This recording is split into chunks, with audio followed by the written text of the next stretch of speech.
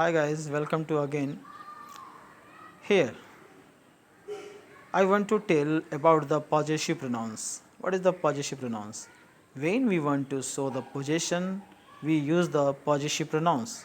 Here, जब हम किसी वस्तु के या किसी व्यक्ति पे अपना पोजेशन यानी कि वस्तु पे अधिकार दिखाना चाहते हैं तो we use the possessive pronouns. तो इसका मतलब हम पॉजेसिव प्रोनाउंस का यूज़ करते हैं।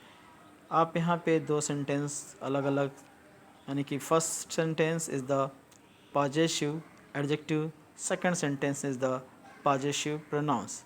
दिस आर माई स्पेक्टिकल्स, ये सेंटेंस पॉजेसिव एडजेक्टिव है। Second sentence this spectacles are mine, ये पॉजेसिव प्रोनाउंस है। उसी तरह से थर्ड सेंटेंस में दोज आर योर स्लीपर, ये your slipper is the possessive adjective, but fourth sentence those slippers are yours, ये आपका पॉजेसिव प्रोनाउंस है। तो यहाँ पे हम देखते हैं कि possessive pronouns have two form each, यानी कि my, mine, your, yours. And the second है my, your, etc are called the positive, यानी कि जो पॉजेसिव प्रोनाउंस होते हैं वह mine, ours, yours, hers, his, its, theirs. और जो पॉजेसिव एडजेक्टिव होते हैं वे my, our, your, his, her, its, there.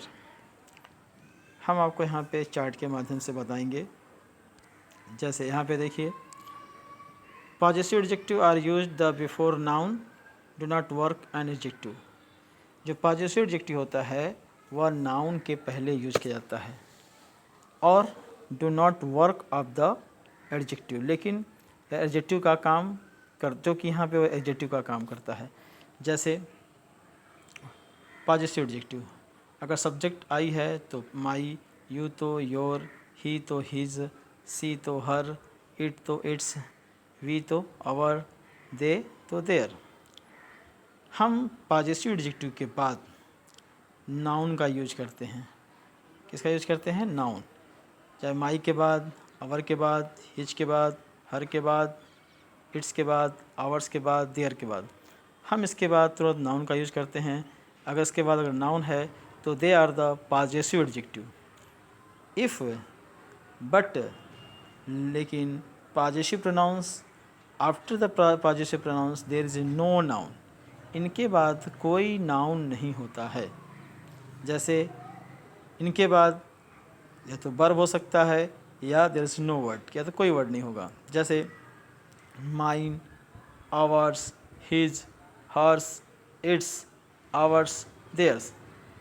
तो we can identify the difference between the possessive adjective and possessive pronouns. कैसे? यानी कि पॉजेसिव एडजेक्टिव के बाद तुरंत आपके नाउन आएंगे, लेकिन पॉजेसिव प्रोनाउंस के बाद नाउन नहीं आता है। एक चार्ट के माध्यम से देख लीजिए।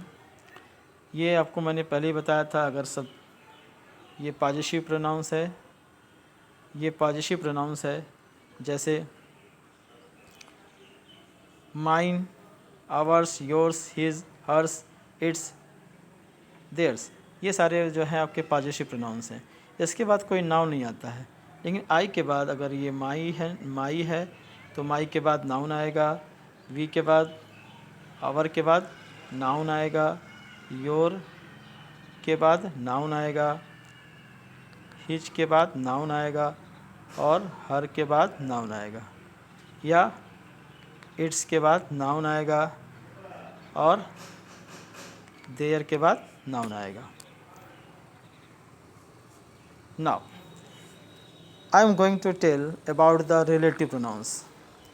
What is the relative pronoun? हम रिलेटिव प्रोनाउंस के बारे में बताते हैं। A relative pronoun relate a clause to the noun used earlier. Relative pronoun जो है नाउन को जोड़ता है। The clause is the subordinate clause and easily introduced by the relative pronoun. इस रिलेटिव प्रोनाउंस में दो क्लास होते हैं, एक को हम प्रिंसिपल क्लास कहते हैं और सेकंड को हम सबऑर्डिनेट क्लास कहते हैं। जैसे I like rasgulla, rasgulla is a popular sweet. There are two different sentence, but here we use the relative pronouns, we they connect the one sentence, we make the one sentence. There are 5 relative pronouns word. What are they? What, which, that, who, whom and whose. यहाँ पे आप देखेंगे कि आई like rasgulla, which is a popular sweet. यहाँ पे which word क्या कर रहा है, यहाँ दो सेंटेंस को कनेक्ट कर रहा है। आई like rasgulla which is the popular sweet, यानी मैं वह रसगुल्ला पसंद करता हूँ जो कि बहुत पॉपुलर मिठाई है। उसी तरह से कुछ और एग्जांपल हम देखेंगे यहाँ पे कि we are looking for the teacher should speak Marathi. ये there are two different sentence, but we are looking for the teacher who speak Marathi. हम ये भी देखते हैं कि इसके एंटीसीडेंट अगर कोई व्यक्ति होता है तो हम 3 वर्ड यूज करते हैं, 3 रिलेटिव प्रोनाउंस हैं, जैसे हु, हुम एंड हुज।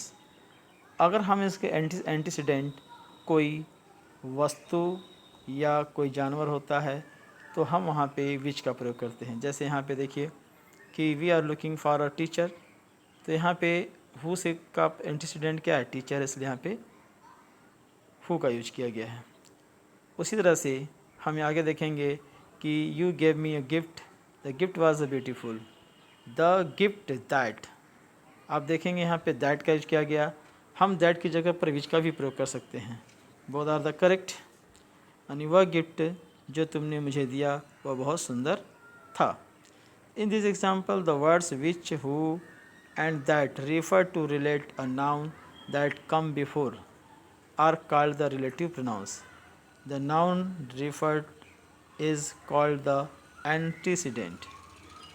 यानी जब कोई व्यक्ति से रिलेटेड होगा तो वहाँ पे क्या वर्ड आएंगे, हु, हुम एंड हुज। और अगर कोई वस्तु होगा तो वहाँ पे हम क्या यूज करेंगे, विच एंड दैट। तो who, whom, whose, that and which are the relative pronouns. Sometimes the relative pronouns are left out because they are implied the sentence. Second चीज़ कि in the relative pronouns we use the full stop, we don't use the question mark. तो relative pronouns दो sentence को आपस में जोड़ने का काम करता है। दो डिफरेंट सेंटेंस को मिलाकर हम एक सेंटेंस को फॉर्म करते हैं। Thank you. You will understood.